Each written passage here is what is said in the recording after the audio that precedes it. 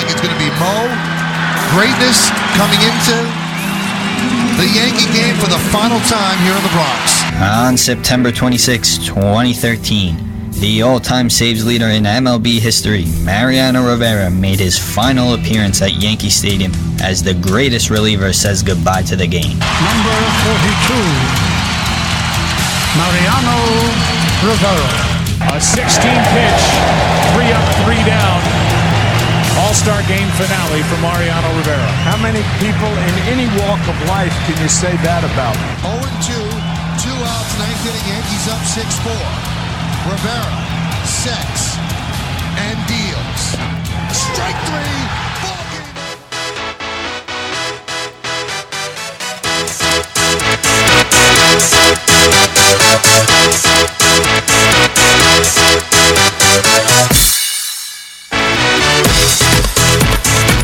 Hello and welcome everybody to Sports Just Cause. Anthony Carlo and Armand Matteo here with you today on this wonderful afternoon. Well, we're starting to get into evening here at Iona College, and Armand and I had a beautiful little dinner, we would call it, late lunch, something to that effect.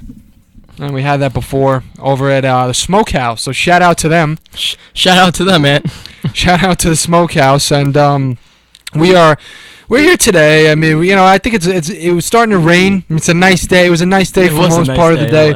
And then all of a sudden we had some raindrop, a huge raindrop, like a bucket of water fell on my arm. That's how big of a raindrop it was. And I'm not too happy about that. I got wet. So listen, you went to the gym this morning. You worked out on forearms. So no, I did. Well, number one, I didn't go to the gym. I haven't been to the gym since 2 weeks ago, actually, today. Number two, slacker. Number two, I don't like it when you joke that I went to the gym when I didn't. Well, does that hurt in the inside, Ant? Yeah, because it makes it almost as if it's not noticeable when I do go, to the gym. So anyway, beautiful day because we're alive. We're grateful to be alive here. We're grateful to be at Iona College, WICR. I got everybody in the control room laughing. We got Ian Sachs, we got Benzino, _ the hero, and we got Jiggity. Rob Jiggity sitting over there sipping coffee. So it's going to be a fun show today. Armand and I have mapped out. First of all, we had a beautiful week 4 in the NFL. Beautiful is the key word today. Is it now? Yes. Oh, yeah, that's right. I used it. You used it about 4 times. Right. So we have a beautiful. Jeez, you made the needles jump on that one. Well, listen, I was trying to do Jim Carrey. Bruce Almighty, great movie. Woo! Needles jumped on that one. Okay, so beautiful week 4 to talk about. We have a preview of the Monday night game. Yes, we do. Chiefs and the Pats going at it, and then we have, of course, since baseball is going to get in full swing with the postseason coming up, we have a wild card game or 2 to discuss. Talk a little bit about that. So, without further ado, Armand, this weekend. There was a few games that struck me. One of them was the Cowboys and the Saints. Yes, that was a very unexpected game. Who would have thought that the Cowboys would have pulled off this upset? Not me. Well, no. I mean, listen. The whole issue here is the fact that Drew Brees doesn't expect to lose to a team like Dallas. No. Now, granted, Tony Romo and the Cowboys are coming off of a huge comeback, in which they were down 20 points easily. And they were able to come back. It was against the Rams. I believe it was the Rams. The Cowboys have been playing better and better each week. I mean, their defense is the struggling part of this team. But, I mean, Tony Romo, the problem with Tony Romo throughout his whole career is he's turned over the rock. And if he's able to, keep his posture in the pocket and have patience with his throws, he's got good receivers in Dez Bryant, Jason Witten, and Terrence Williams, an emerging player in Dallas. So, I mean, as long as they don't turn over the ball, this offense could be scary. Hey, I mean, I can't disagree with you. First of all, the problem that fans have with Tony Romo is the fact that every single time he's made it to, he's led a stellar regular season. When it comes time for him to make the big play in the clutch moment with the postseason knocking at the door, he plays good for 58 minutes. The final 2 minutes, that pick comes into action. Exactly, and that's what frustrates you. Now, on the contrary, Tony Romo is a good quarterback. No, he is. He's a skilled throw for 4,000 yards every year. Right. He's a skilled quarterback. So the problem lies with the issue of his big playmaking skills. But as you said, the Cowboys, they look real good. Okay. It's the Saints that we're more worried about here. The Saints were more worried about. Now they're 1-3. And now listen to me. The Saints, you can't do anything about DeMarco Murray rushing for his 4th straight game of 100 yards. Listen, DeMarco Murray looks real good. No, he's probably top 15 running backs in the game easily. Yeah, and I mean, honestly... The problem is, like, the other games that they lost. They gave up 130 yards to the Browns. Then they gave up 120 yards to the Falcons. Both of these teams do not depend on the run. Absolutely. And another problem is the fact that when they have a game won, which they did, I believe it was back in week 1, Marcus Colston goes and fumbles the ball. That's something the Saints won't do. Normally, they're an elite team. So when they got the Marcus Colston, one of the best receivers in the history of the Saints organization. Right, and when someone like him has the ball and the team has the win in their pocket, all they have to do is finish the last couple of seconds of the a minute of the game. They don't give it away. The other problem is Drew Brees is not Drew Brees like on the road. No. They're 0-3 on the road this year, and even last year they were under 500, and the year before that they were under 500 on the road. They cannot find games on the road, and this is what holds them back from taking that next step. This is what's keeping them from having that 2009 postseason in which they won the Super Bowl. So, and I'm going to leave you with this thought. There is trouble on Bourbon Street. Oh, that was a clever one. I like that. There is trouble on Bourbon Street. There's no partying now. Listen, I don't know if Mardi Gras is a big thing right now with the New Orleans Saints, losing here. I like the little dig there. But listen, I mean, the Saints, Drew Brees, as you were talking about, I mean, he threw yesterday for 340 yards, but that's a little deceiving. Yeah, I mean, they were down 21. He had to throw the ball to bring them back. So and his total he got chump yardage. Basically, that's what you could say. His total QBR was about 77, according to ESPN. Now Drew Brees should be around 110. Right, not good at all. So it was an okay game for him, but it wasn't anything special. You gotta blame it on the defense. though. This defense is pitiful. They're 28th against the run, 21st against the pass. Yeah, I know. I can agree with that. Going into the season, they were expected top 10 defenses in the league in the power ranking. Yeah, but can you really expect that much out of a defense against, I have to say, a well above average Cowboys offense? But even look at their past games. They played the Falcons, great offense, Matty Ice, Matt Ryan, one of the best quarterbacks in the game. But the Vikings, they won. They didn't play that bad against the Vikings. But the Browns, man, that last drive, they went right down the field and hit that game-winning field goal. I agree with you, but my point is that against a team like the Cowboys, who do not have a good defense, you can't score only statistically last year. 17 points is too few. I'm sorry. It's got to be over 26 points. Going into this game, I expected the Cowboys to win 31-27, 31-28. I thought it was going to be a shootout. Exactly. The Cowboys don't have a good defense. Now, they do have a good offense, so you could almost imagine firepower against firepower, because the Saints have a good offense, even though they were without Ingram. I mean, which is a loss for them. But they still have a good offense led by Drew Brees. These guys like Marcus Colston. The problem is they were on their third string running back for this game. Yeah, Curry Robinson, who's not even in the. He's not even in the. He's in the practice squad, but he doesn't get a lot of reps. Any snaps? Exactly. Between Thomas and Robinson, they rushed for 95 yards between them. I mean, Ingram will probably give him 95 yards alone. Alone on 16 attempts. Yeah, exactly. So that's the problem there. But as far as the Cowboys go, you mentioned it. Terrence Williams, pretty much an X factor in that game. The Cowboys, yeah. Their slot receivers looking good. You can't even say, we know what Jason Witten can do, but you can't praise him enough for being an all-around complete tight end who blocks, who catches, who does everything. He's setting up blocks on huge plays that are springing the Cowboys. For DeMarco Murray. You can't beat that. The problem is, too, the Saints had 3 turnovers, 2 fumbles. And that's another problem. And Drew Brees threw a pick. I mean, one pick, you would expect Drew Brees to throw no picks. But the 2 fumbles, there's no reason for that. Exactly. And fumbles all the way back from week 1 have been hurting them. Yes. They had a win in their pocket. Marquise Colston. Win in their pocket. So the Cowboys are 3-1. They're feeling good. They have now the Giants sitting at 2-2 and the Eagles sitting out 3-1 as well. So they're sitting. Look, it's tight. Looking like a good division there, Ant. I mean, Jerry Jones' smile on his face when he saw DeMarco Murray. This is probably the biggest win. This is probably the biggest win the Cowboys have had in the last couple seasons. I agree.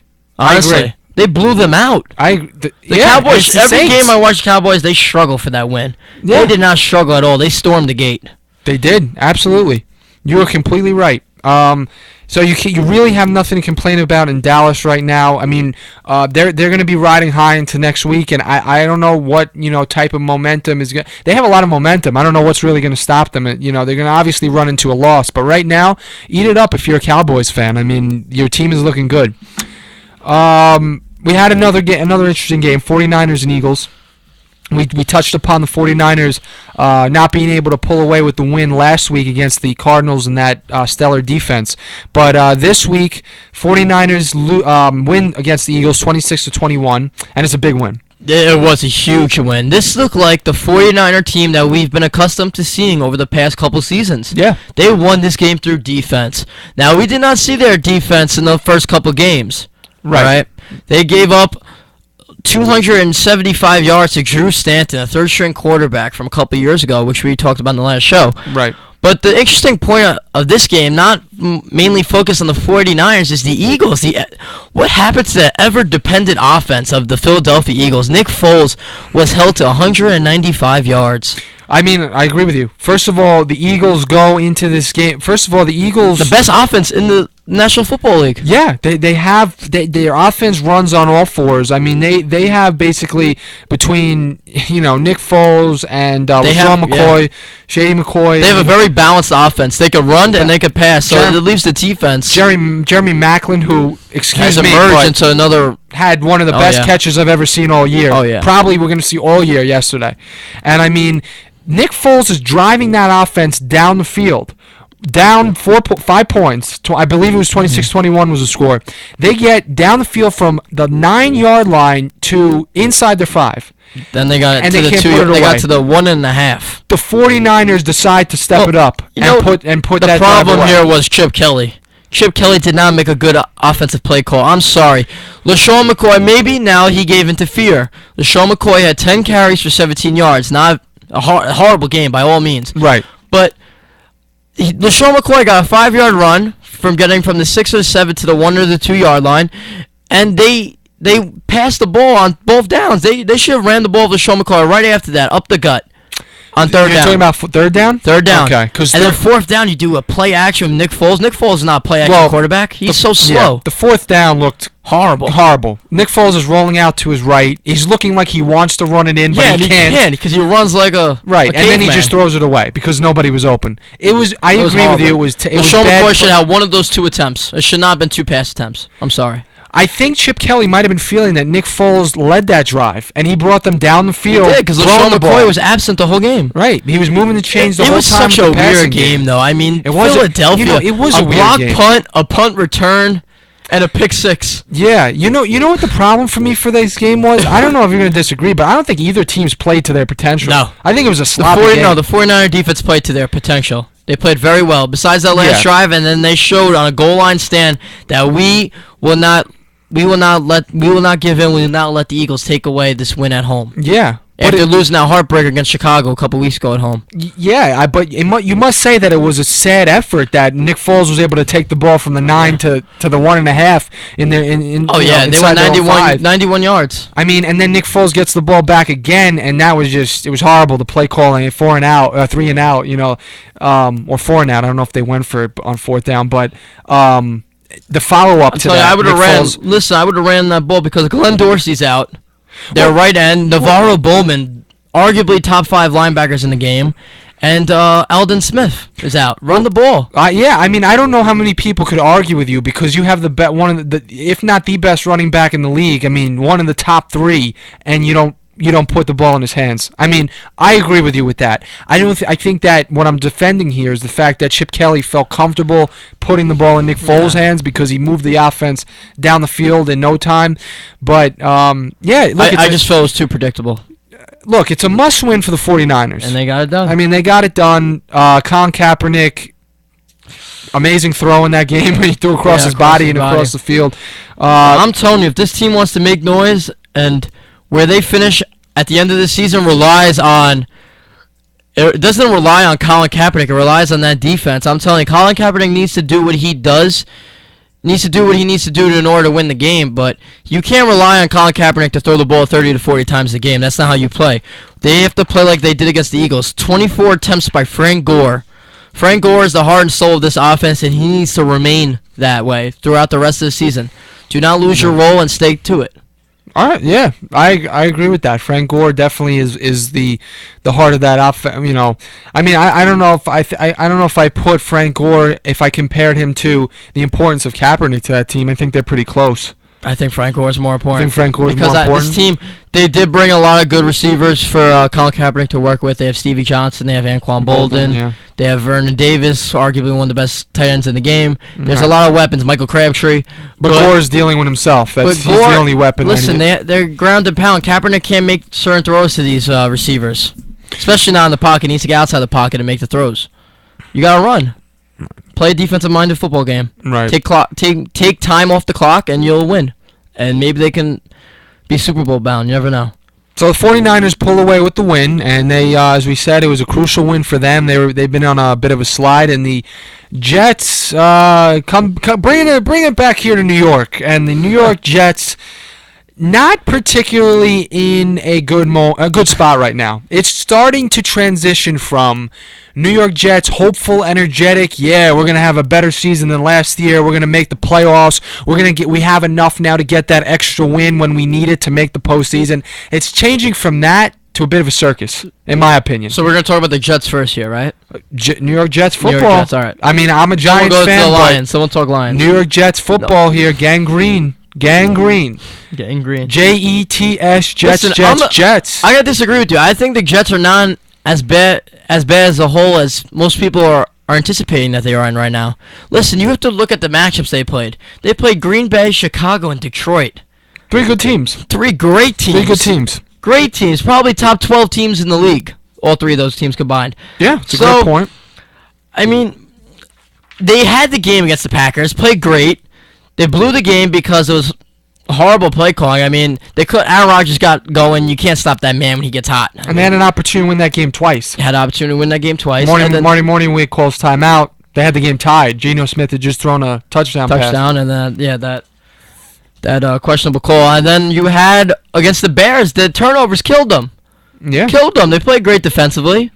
No lie, Geno Smith turns over the ball. He does. That's the problem. I mean, I don't think Vic is the answer either. Michael Vick, Eagles days were not very good. Michael Vick is not the answer. Let me tell you. I think you should stay with Geno Smith. He's in his second year. He needs room for development. Well, I mean, let me explain something to you. The problem I have is the fact that the Jets go in and lose this game 24-17 without Megatron a factor at all. That is big. Calvin Johnson didn't have any touches at all. He had 12 receiving yards, the lowest ever in his career in a Lion victory. Calvin Johnson, I don't care about Golden Tate. I don't care about anybody else on that team. Calvin Johnson is the man. Best receiver in the game. He is the man on that team, and there's no lie about that. The Jets' defense, besides that's questionable secondary, with the good pass rush they have, should have been able to do better than that with Calvin Johnson not on the field. Their focus was too much on Calvin Johnson. They took him out of the game, and they let role players step up and kill them. Look, yeah. I mean, if you want to go that route and say that they became one-dimensional, on the film, became all Calvin Johnson sided. In the film, in the post-game and everything, they were showing the highlights and everything, and they were talking about Calvin Johnson. Calvin Johnson was getting double-teamed throughout the whole game. Yeah, exactly. And then they were going you're double-teaming him, there's going to be a guy open if you're playing man. So well, you know what? You can't. You know what? Honestly, there's nobody on the Jets team that can cover Calvin obviously, Johnson. one-on-one. There's nobody in the NFL that puts up a contest against Calvin Johnson. I mean, the guy is what is he? 6'6"? He's six. He's over 6'5". He's around there. 270, whatever he is. You know, the guy is. He's huge. He's a physical specimen. He outruns people. He outlegs people. I think this is a testament to the Detroit Lions' success this season. If you can win a game against the Jets, who are not that bad of a ball club, and beat them on the road without Calvin Johnson being that single-hand reason why you won, this could show big signs that Detroit is on their way to do something big this year. I'm talking about maybe going 11-5. Yeah, no, if you can win without Calvin Johnson, absolutely. But Matthew Stafford has looked real good.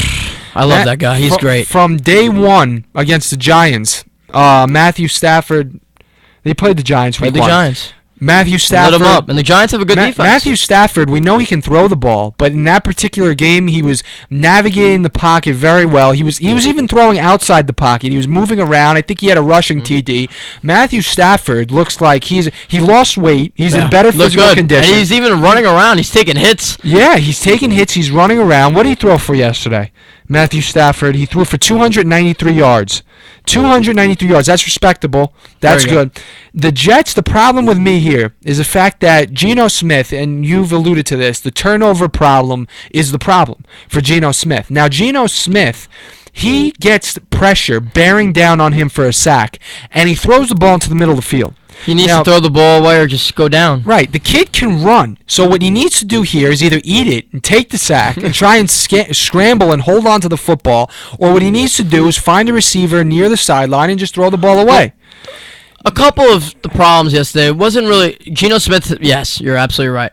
But Chris Ivory dropped a couple balls in the flats when Geno was trying to get bailed out on 3rd and 6, and Ivory's got to catch that. You got to play that ball, Chris Ivory. Yeah. You got to listen. Geno Smith lobbed it. It's above your head. All you had to do is reach up. You could call that. Chris Ivory, you're a good player. We respect you. You got to play the ball.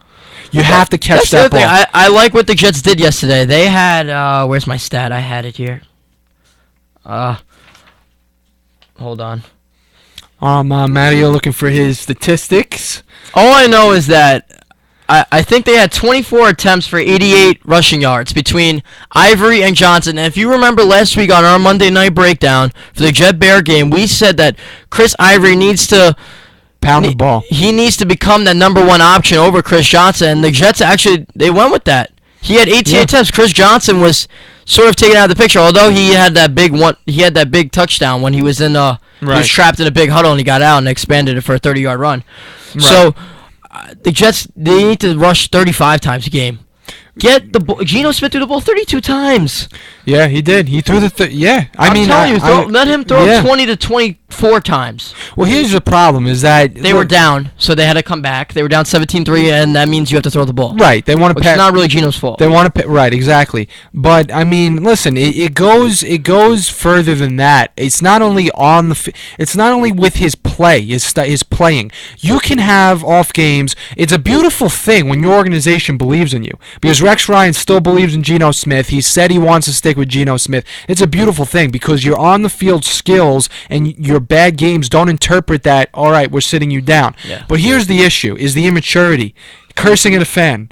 Listen, that was despicable. Listen, I can't be an angel here and say that you can contain yourself. And when you're being booed and you really came into this game looking for a win, believing that you could pick this team's spirits up, they've had a few tough losses lately. You get annoyed when there are fans. I don't know what this fan is saying. I mean, he could most likely be saying the worst possible thing, getting personal, whatever. But as a young player like Geno is, and you've alluded to his immaturity. Oh yeah, that's what holds him back. You know, if he wants to hold on to the starting job, I think that he's really got to eat that comment and not respond, and use that as take your medicine and use that as firepower to come back and have a better Week 5. Exactly, and the thing is, going back to the whole Michael Vick thing, Michael Vick is not the answer. Michael Vick's on his way out. He's going to retire in the next 3 to 4 seasons. Go with Geno Smith. Let's be honest here. The New York Jets are not going to win the Super Bowl. Let Geno Smith ride out this season. Well, here's my problem, though. Why did you get Michael Vick then? To be a mentor. To be a mentor. Listen, I don't believe Michael Vick is not a mentor. Yeah, I don't believe true. Michael Vick is a mentor. Michael Vick barely can when he's speaking to the media, he wants to get in and out. He doesn't want to even talk. He's tired of being asked the same questions. You know, the media is asking him, "Are you ready?" You know what he says? Am I ready? You know, I could say I'm ready, and then you'd be asking the next quarterback, "Are you ready?" You know, he's just not to me, he's not a very personable guy. And I don't know how much Michael Vick can rub off on Geno. Yeah, I don't know how much he's teaching Geno. I really don't.